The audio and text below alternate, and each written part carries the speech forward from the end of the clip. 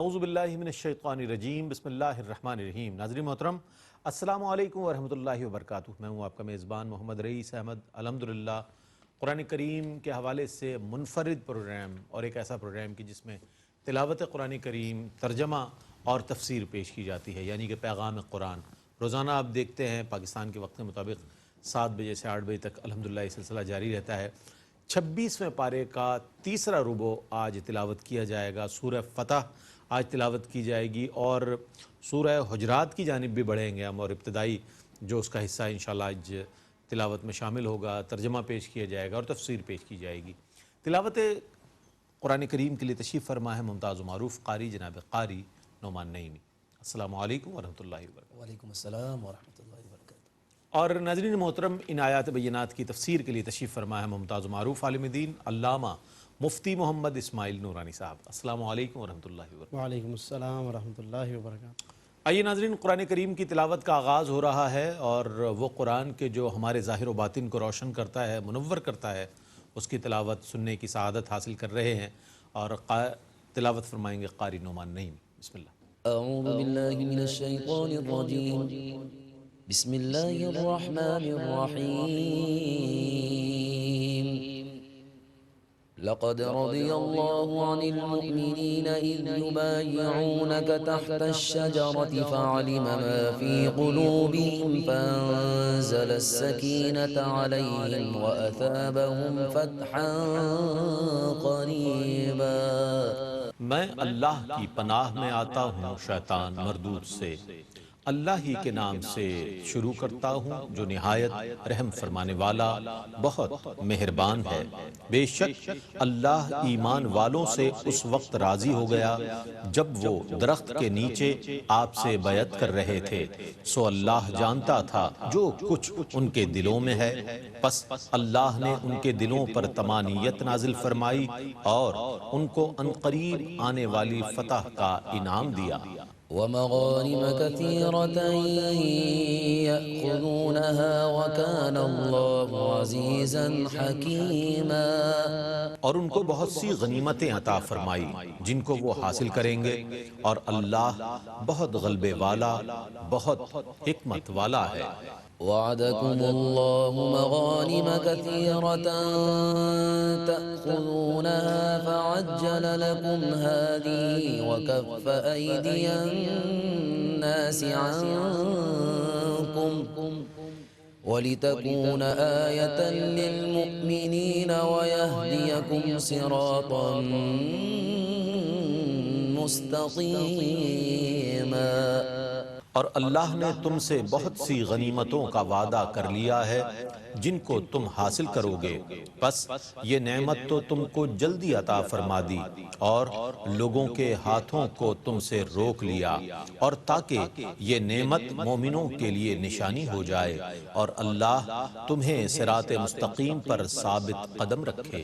وأخرى لم تقدروا عليها قد أحاط الله بها وكان الله على كل شيء قديرا۔ اور دوسری وہ نعمتیں جن پر تم قادر نہ تھے، بے شک اللہ نے ان کا بھی احاطہ فرما لیا، اور اللہ ہر چیز پر قادر ہے۔ وَلَوْ قَاتَلَكُمُ الَّذِينَ كَفَرُوا لَوَلَّوُا الْأَدْبَارَ ثُمَّ لَا يَجِدُونَ وَلِيًّا وَلَا نَصِيرًا۔ اور اگر کافر اس وقت تم سے قتال کرتے تو وہ ضرور پیٹھ پھیر کر بھاگ جاتے، پھر وہ اپنا نہ کوئی حامی پاتے نہ مددگار۔ سُنَّتَ اللَّهِ الَّتِي قَدْ خَلَتْ مِن قَبْلُ وَلَن تَجِدَ لِسُنَّتِ اللَّهِ تَبْدِيلًا۔ یہ اللہ کا دستور ہے جو شروع سے چلا آ رہا ہے، اور آپ اللہ کے دستور میں کوئی تبدیلی نہ پائیں گے۔ وَهُوَ الَّذِي كَفَّ أَيْدِيَهُمْ عَنكُمْ وَأَيْدِيَكُمْ عَنْهُمْ بِبَطْنِ مَكَّةَ مِن بَعْدِ أَنْ أَظْفَرَكُمْ عَلَيْهِمْ وَكَانَ اللَّهُ بِمَا تَعْمَلُونَ بَصِيرًا۔ وہی ہے جس نے تم کو ان پر کامیاب کرنے کے بعد مکے کے وسط میں ان کے ہاتھوں کو تم سے روک دیا اور تمہارے ہاتھوں کو ان سے روک دیا، اور اللہ تمہارے کاموں کو خوب دیکھنے والا ہے۔ هم الذين كفروا وصدوكم عن المسجد الحرام والهدي معكوفا أن يبلغ محله ولولا رجال مؤمنون ونساء مؤمنات لم تعلموهم أن تطؤوهم فتصيبكم منهم معرة بغير علم ليدخل الله في رحمته من يشاء لو تزيلوا لعذبنا الذين كفروا منهم عذابا أليما۔ یہ وہی لوگ ہیں جنہوں نے کفر کیا اور تم کو مسجد حرام میں جانے سے روک دیا اور قربانی کے لیے وقف جانوروں کو اپنی جگہ پہنچنے سے روکا۔ اور اگر یہ بات نہ ہوتی کہ جن مسلمان مردوں اور مسلمان عورتوں کو تم نہیں جانتے تم ان کی پامالی کا ذریعہ بنو گے، پھر ان کی طرف سے لا علمی میں تمہیں کوئی ضرر پہنچے گا تو تمہیں کفار سے قتال کی اجازت دے دی جاتی، لیکن یہ اجازت نہیں دی گئی تاکہ اللہ اپنی رحمت میں جس کو چاہے داخل کرے، اور اگر وہ مسلمان کافروں سے الگ ہوتے تو ہم ان کافروں کو دردناک عذاب دیتے۔ إذ جعل الذين كفروا في قلوبهم الحمية حمية الجاهلية فأنزل الله سكينته على رسوله وعلى المؤمنين وألزمهم كلمة التقوى وكانوا أحق بها وأهلها وَكَانَ اللَّهُ بِكُلِّ شَيْءٍ عَلِيمًا۔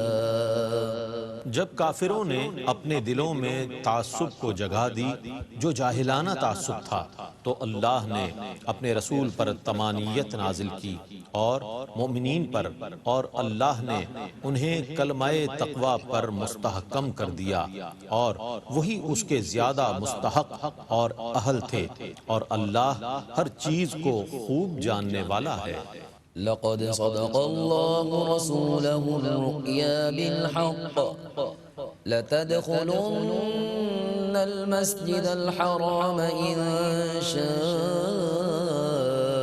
الله آمنين محلقين رؤوسكم ومقصرين لا تخافون فعلم ما لم تعلموا فجعل من دون ذلك فتحا قریبا۔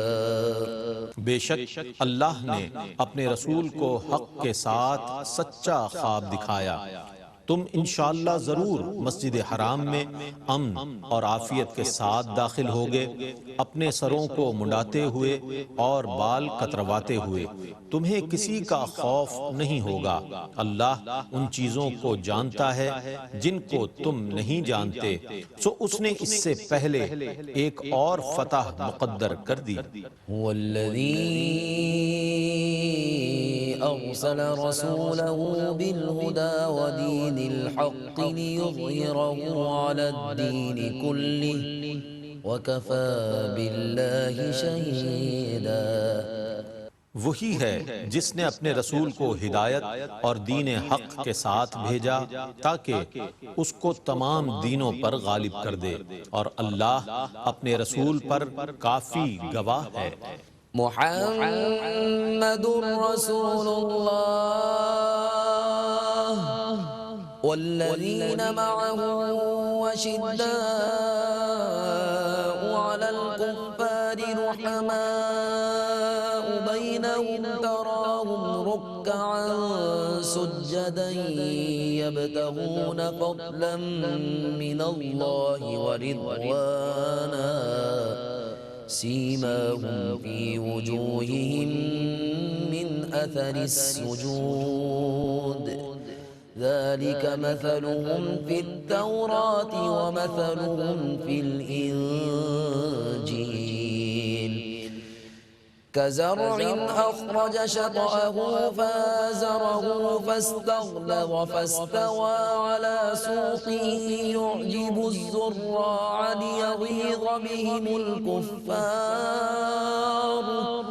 وعد الله الذين آمنوا وعملوا الصالحات منهم مغفرة وأجرا عظيما۔ محمد اللہ کے رسول ہیں جو ان کے اصحاب ہیں، کفار پر بہت سخت ہیں، آپس میں نرم دل ہیں۔ اے مخاطب، تو ان کو رکوع کرتے ہوئے، سجدہ کرتے ہوئے دیکھتا ہے۔ وہ اللہ کا فضل اور اس کی رضا طلب کرتے ہیں۔ سجدوں کے اثر سے ان کے چہروں پر ان کی نشانی ہے۔ ان کی یہ صفات تورات میں ہیں اور انجیل میں ان کی صفت یہ ہے جیسے ایک کھیتی ہو جس نے اپنی باریک کونپل نکالی، پھر اس نے طاقت پکڑی، پھر وہ موٹی ہو گئی، پھر وہ اپنے تنے پر سیدھی کھڑی ہو گئی۔ کاشتکاروں کو بھلی لگی تاکہ ان کی یہ صفت کافروں کے دل جلائے۔ اللہ نے ایمان والوں اور ان میں سے نیک عمل کرنے والوں سے مغفرت کا اور اجر عظیم کا وعدہ فرمایا ہے۔ بسم اللہ الرحمن الرحیم۔ یا ایہا الذین آمنوا لا تقدموا بین یدی اللہ ورسولہ واتقوا اللہ ان اللہ سمیع علیم۔ اللہ ہی کے نام سے شروع کرتا ہوں جو نہایت رحم فرمانے والا بہت مہربان ہے۔ اے ایمان والو، اللہ اور اس کے رسول پر سبقت نہ کرو اور اللہ سے ڈرتے رہو، بے شک اللہ بہت سننے والا، بے حد جاننے والا ہے۔ یا ایہا الذین آمنوا لا ترفعوا أصواتكم فوق صوت النبي ولا تجهروا له بالقول كجهر بعضكم لبعض أن تحبط أعمالكم وأنتم لا تشعرون۔ اے ایمان والو، اپنی آوازوں کو اپنے نبی کی آواز پر بلند نہ کرو اور نہ ان کے سامنے بلند آواز سے بولو جیسے ایک دوسرے سے بلند آواز سے بات کرتے ہو، ورنہ تمہارے اعمال ضائع ہو جائیں گے اور تمہیں پتہ بھی نہیں چلے گا۔ ان الذين يغضون اصواتهم عند رسول الله اولئك الذين امتحن الله قلوبهم للتقوى لهم مغفرة وأجر عظيم۔ بے شک جو لوگ رسول اللہ کے سامنے اپنی آوازوں کو پست رکھتے ہیں یہ وہی لوگ ہیں جن کے دلوں کو اللہ نے تقوی کے لیے پرکھ لیا ہے، انہی کے لیے مغفرت ہے اور اجر عظیم ہے۔ ان الذين ينادونك من وراء الحجرات اكثرهم لا يعقلون۔ اے رسول مکرم، بے شک جو لوگ آپ کو حجروں کے باہر سے پکارتے ہیں ان میں سے اکثر بے عقل ہیں۔ ولو أنهم صبروا حتى تخرج إليهم لكان خيرا لهم والله غفور رحيم۔ اور اگر یہ لوگ صبر کرتے حتیٰ کہ آپ خود باہر آ جاتے تو یہ ان کے حق میں بہت بہتر ہوتا، اور اللہ بہت بخشنے والا، بے حد رحم فرمانے والا ہے۔ يا أيها الذين آمنوا إن جاءكم فاسق بنبأ فتبينوا أن تصيبوا قوما بجهالة فتبينوا أن تصيبوا قوما بجهالة فتصبحوا على ما فعلتم نادمين۔ اے ایمان والو، اگر تمہارے پاس فاسق کوئی خبر لائے تو اس کی تحقیق کیا کرو، کہیں تم ناواقفیت سے کچھ لوگوں کو تکلیف پہنچا دو، پھر اپنے کیے پر پشیمان رہو۔ وَاعْلَمُوا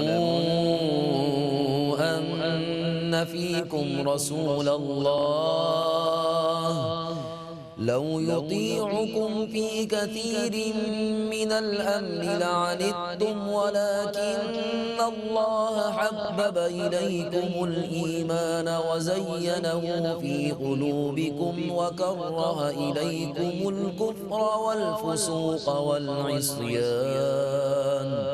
أولئك هم الراشدون۔ اور یاد رکھو کہ تم میں اللہ کے رسول ہیں، اگر وہ بہت سی چیزوں میں تمہارا کہا مان لیتے تو ضرور تم مشقت میں پڑ جاتے، لیکن اللہ نے تمہاری طرف ایمان کی محبت ڈال دی ہے اور اس کو تمہارے دلوں میں خوشنما بنا دیا ہے، اور تمہارے نزدیک کفر اور فسوق اور معصیت کو ناپسندیدہ بنا دیا ہے، یہی لوگ ہدایت یافتہ ہیں۔ فضلا من اللہ ونعمہ واللہ علیم حکیم۔ یہ اللہ کا فضل اور اس کی نعمت ہے، اور اللہ بے حد جاننے والا، حکمت والا ہے۔ وَإِن طَائِفَتَانِ مِنَ الْمُؤْمِنِينَ اقْتَتَلُوا فَأَصْلِحُوا بَيْنَهُمَا فَإِن بَغَتْ إِحْدَاهُمَا عَلَى الْأُخْرَى فَقَاتِلُوا الَّتِي تَبْغِي حَتَّى تَفِيءَ إِلَى أَمْرِ اللَّهِ فَإِن فَاءَتْ فَأَصْلِحُوا بَيْنَهُمَا بِالْعَدْلِ وَأَقْسِطُوا إِنَّ اللَّهَ يُحِبُّ الْمُقْسِطِينَ۔ اور اگر مومنوں کے دو گروہ باہم جنگ کریں تو ان میں صلح کرا دو، پھر اگر ان میں سے ایک گروہ دوسرے پر زیادتی کرے تو زیادتی کرنے والے گروہ سے جنگ کرو حتیٰ کہ وہ اللہ کے حکم کی طرف رجوع کر لے، پس اگر وہ رجوع کر لے تو ان میں عدل کے ساتھ صلح کرا دو اور انصاف سے کام لو، بے شک اللہ انصاف سے کام کرنے والوں کو پسند فرماتا ہے۔ انما المؤمنون اخوة فاصلحوا بين اخويكم واتقوا الله لعلكم ترحمون۔ بے شک سب مومن آپس میں بھائی ہیں تو اپنے بھائیوں میں صلح کراؤ اور اللہ سے ڈرتے رہو تاکہ تم پر رحم کیا جائے۔ الحمدللہ قرآن کریم کی تلاوت اور ترجمہ پیش کیا گیا۔ آئیے ان آیات بینات کی تفسیر کے لیے اور تفہیم کے لیے ہم چلتے ہیں علامہ مفتی محمد اسماعیل نورانی صاحب کی جانب۔ بسم اللہ فرمائیں۔ بسم اللہ الرحمن الرحیم، الحمدللہ رب العالمین والصلاة والسلام علی سید الانبیاء والمرسلین۔ معزز ناظرین، الحمدللہ آج کی اس نشست میں 26ویں پارے کے تیسرے ربع کی تلاوت کی گئی ہے، جس میں سورہ فتح کی تکمیل ہوئی ہے اور اس کے ساتھ ساتھ سورہ حجرات کا آغاز کیا گیا ہے۔ سورہ فتح کی آیات کی تفسیر کل ہم نے شروع کر دی تھی۔ اس میں آیت نمبر 8 اور آیت نمبر 9 اپنے مضمون کے اعتبار سے بہت زیادہ قابل غور ہے۔ اللہ رب العالمین نے اس میں سرکار دو عالم صلی اللہ علیہ وسلم کے اوصاف بیان کیے ہیں، فرمایا، اور مقاصد نبوت کی طرف بھی اشارہ فرمایا، اِنَّا أَرْسَلْنَاكَ شَاهِدًا وَمُبَشِّرًا وَنَذِيرًا، کہ بے شک اے حبیب ہم نے آپ کو بھیجا ہے گواہ بنا کر، اپنی رحمت کی خوشخبری سنانے والا اور عذاب سے بر وقت ڈرانے والا بنا کر، لِتُؤْمِنُوا بِاللَّهِ وَرَسُولِهِ، تاکہ تم لوگ اللہ اور اس کے رسول پر ایمان لاؤ، وتعزروہ وتوقروہ، اور تاکہ تم ان کی مدد کرو، یعنی ان کے مشن کی مدد کرو اور دل سے ان کی تعظیم کرو، وتسبحوہ بکرۃ واصیلا، اور اللہ تبارک و تعالیٰ کی تسبیح بیان کرو صبح و شام۔ اس آیت مبارکہ میں اللہ رب العالمین نے وہ سلوک بیان فرمایا کہ جو ایک صاحب ایمان کو نبی مکرم صلی اللہ علیہ وسلم کے معاملے میں اور ان کی ذات پاک کے ساتھ ایمان لانے کے حوالے سے کرنا چاہیے۔ اور یہاں پر ایک خوبصورت بات یہ ہے کہ اللہ رب العالمین نے ایک جانب ایمان کو پہلے بیان کیا، لتؤمنوا باللہ ورسولہ، اور پھر درمیان میں تعظیم و توقیر کی بات فرمائی، اور آخر میں تسبیح کی بات، تسبیح سے عبادت کی طرف اشارہ ہے۔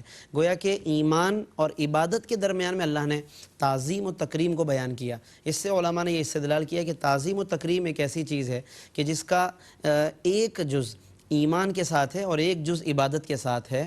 گویا کہ ایمان کا حصہ بھی تعظیم و تکریم سے ہی جڑ کر مکمل ہوتا ہے، اور عبادت کا حصہ بھی تعظیم سے ربط قائم کر کے ہی مکمل ہوتا ہے۔ یعنی درمیان میں سے اگر تعظیم و تکریم کو نکال دیا جائے، ادب کو نکال دیا جائے، تو نہ ایمان قائم رہتا ہے نہ عبادت قائم رہتی ہے۔ تو یہ بہت خوبصورت ترتیب ہے، اور اس سے علماء نے تعظیم مصطفیٰ کی اہمیت پر استدلال فرمایا، اور ہمیں یقیناً اس کی اہمیت کو سمجھنا چاہیے۔ بہت زیادہ اہم عنوان ہے یہ۔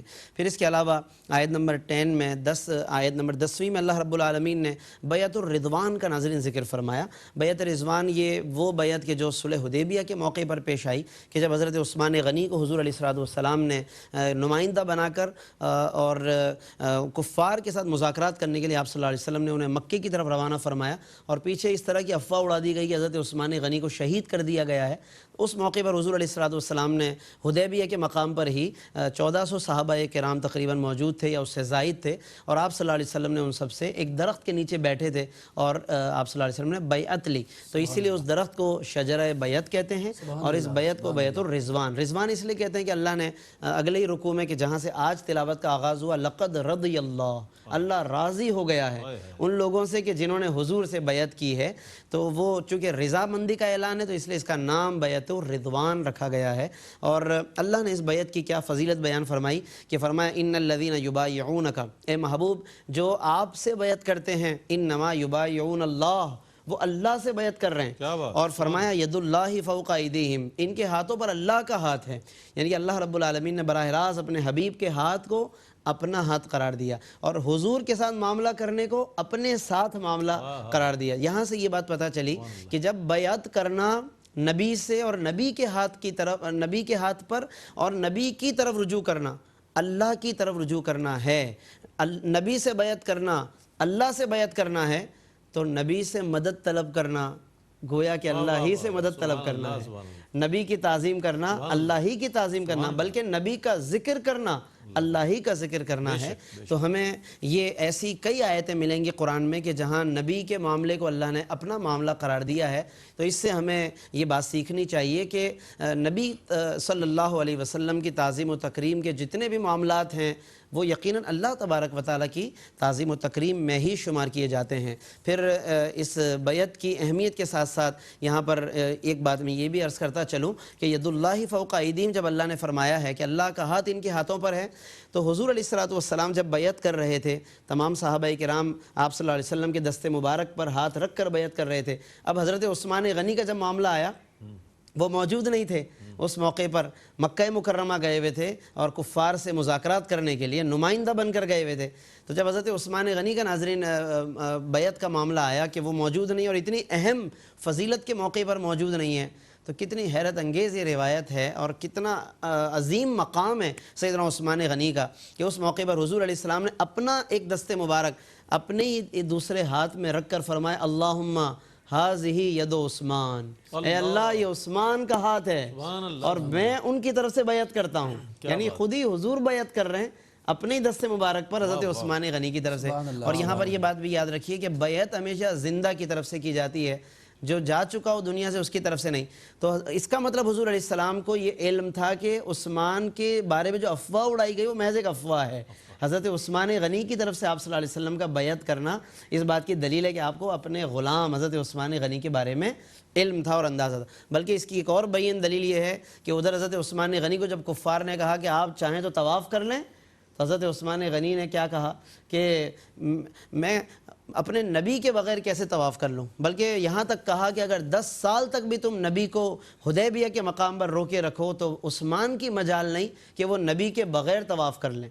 اور ادھر خود حضور علیہ السلام کا بھی کہ علم کا اندازہ لگائی کہ جب صحابہ نے عرض کیا کہ یا رسول اللہ حضرت عثمان غنی کے لیے تو بہت اچھا ہو گیا، وہ تو خوب طواف کر رہے ہوں گے، حضور نے فرمایا کہ میں نہیں سمجھتا کہ عثمان میرے بغیر طواف کر لیں گے۔ یعنی خود سرکار بھی وہی بات فرما رہے ہیں جو حضرت عثمان غنی وہاں پر کفار کے سامنے کہہ رہے ہیں، تو یقیناً سرکار کو یہ بات معلوم تھی۔ باقی بیعت کرنا اس لیے تھا تاکہ صحابہ کو شرف بھی مل جائے، بیعت الرضوان کا موقع تھا، اللہ کی رضا چونکہ اس پہ مرتب ہونی تھی تو یہ سعادت مرتب کی گئی۔ باقی اس کے علاوہ پھر اگلے رکوع میں اللہ رب العالمین نے ان مخلفین کا ذکر کیا۔ مخلفین سے مراد وہ دیہاتی یا وہ قبائل کے لوگ کہ جو پیچھے رہ گئے اور انہیں ساتھ چلنے کو کہا تھا کہ چلو ہم مکے چلتے ہیں، لیکن وہ مختلف بہانے بنا کر پیچھے رہ گئے اور انہیں یہ تھا کہ یہ تو واپس آئیں گے ہی نہیں۔ لیکن اب جب صلح کر کے حضور واپس لوٹ رہے ہیں، صلح حدیبیہ سے لوٹ رہے ہیں، تو انہوں نے جلدی جلدی بہانے سوچنے شروع کیے کہ اب حضور کے سامنے ہمیں کچھ نہ کچھ بہانے بنانے ہوں گے۔ ان میں منافقین بھی تھے، کچھ نئے نئے وہ قبائل بھی تھے کہ جو اسلام سے وفاداری کا اعلان کرتے رہتے تھے، تو ان کی بہانے یہاں پہ بتائے گئے ہیں کہ وہ کہیں گے، پہلے سے اللہ نے بتا دیا حضور کو کہ جیسے ہی آپ مدینے پہنچیں گے اب یہ بہانے بنانے والے آ جائیں گے کہ ہم آپ کے ساتھ تو نہیں جا سکے، کیوں شغلتنا اموالنا و اہلونا، ہمارے مال و متاع اور اہل و عیال کی بہت ساری ذمہ داریاں تھیں، فاستغفر لنا، تو آپ ہمارے لیے بخشش طلب کریں۔ لیکن یہ صرف اوپری باتیں تھیں ان کی، ما لیس فی قلوبہم، دل میں یہ باتیں نہیں تھی، دل میں کچھ اور ہی انہوں نے رکھا ہوا تھا۔ تو یہ تمام باتیں ہیں کہ دل میں کیا تھا وہ بھی بتا دیا، بل ظننتم، ان کا گمان تو یہ تھا، اللہ ینقلب الرسول والمؤمنون، کہ رسول بھی واپس نہیں آئیں گے، مسلمان بھی واپس نہیں آئیں گے۔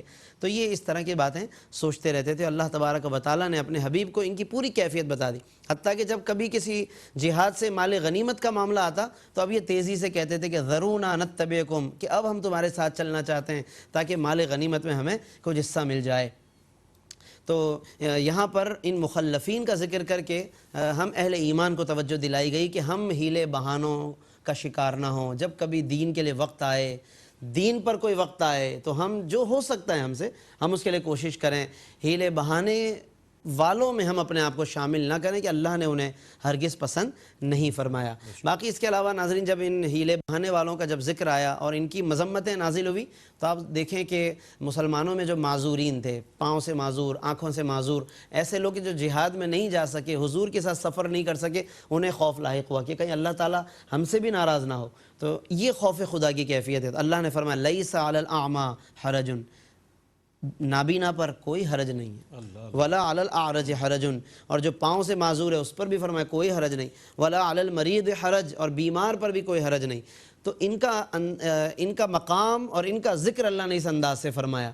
تو یقیناً یہ وہ لوگ ہیں کہ جن کے دلوں میں دائمی خوف خدا ہے، تو وہ پھر ڈرتے رہتے ہیں۔ جب کسی کے بارے میں بھی آیت نازل ہوتی ہے تو وہ اس کو اپنے پر رکھ کر سوچتے ہیں۔ یہی ہم بات مختلف نشستوں میں کر چکے ہیں کہ ہمیں وہ آیتیں جو کفار کے بارے میں، منافقین کے بارے میں نازل ہوئی، ہمیں اپنے آپ پر رکھ کر ضرور غور کرنا چاہیے، جیسا کہ یہ اہل ایمان کا وتیرہ رہا ہے۔ پھر اس کے بعد وہ رکوع آیا جس میں اللہ نے اپنی رضا کا اعلان فرمایا، لقد رضی اللہ عن المؤمنین، کہ اللہ ان بیعت کرنے والوں سے راضی ہو چکا ہے، جس کی تفصیل ہم پیچھے ذکر کر چکے ہیں۔ پھر اس کے علاوہ اللہ رب العالمین نے صلح حدیبیہ کی کچھ اور بھی ذیلی تفصیلات بیان فرمائی کہ کس طرح اللہ نے انعام فرمایا، کفار کی تلواروں کو روک دیا اور تمام اہل ایمان کی حفاظت فرمائی، باوجود اس کے کہ یہ ایک ایسے کیفیت میں تھے کہ جنگ کرنے کی بظاہر پوزیشن میں نہیں تھے، کیونکہ ظاہر ہے کہ مدینے سے دور نکل چکے تھے، اپنے ساتھ کوئی ساز و سامان بھی لے کر نہیں آئے تھے۔ تو اللہ نے اس موقع پر ایک مشکل وقت آنے سے اہل ایمان کی حفاظت فرمائی، اس کی تفصیل یہاں پر بیان فرمائی گئی ہے۔ باقی اہل کفر اور اہل شرک کا مسلمانوں کو روکنا مکہ مکرمہ سے، خانہ کعبہ سے، عمرے سے، تو یہ کسی اصول پر مبنی نہیں تھا، بلکہ محض جاہلیت کی ضد تھی، جاہلانہ ضد تھی، جس کو اللہ نے حمیت سے تعبیر کیا، اذ جعل الذین کفروا فی قلوبہم الحمیۃ، حمیت الجاہلیہ، یہ ان کی بس ضد تھی کہ ہم مسلمانوں کو نہیں آنے دیں گے مکے میں، خانہ کعبہ کا طواف نہیں کرنے دیں گے، یہ ایک ضد پر مبنی تھا۔ فانزل اللہ سکینتہ علی رسولہ، تو جب کہ اہل ایمان کے ساتھ اللہ نے کیا معاملہ فرمایا، ان پر سکون بھی نازل فرما دیا، والزمہم کلمۃ التقوی، اور انہیں اللہ نے تقوی پر استقامت عطا فرما دی، وکانوا احق بہا واہلہا، اور یہی صحابہ اس کے حقدار بھی تھے اور اس کے اہل بھی تھے۔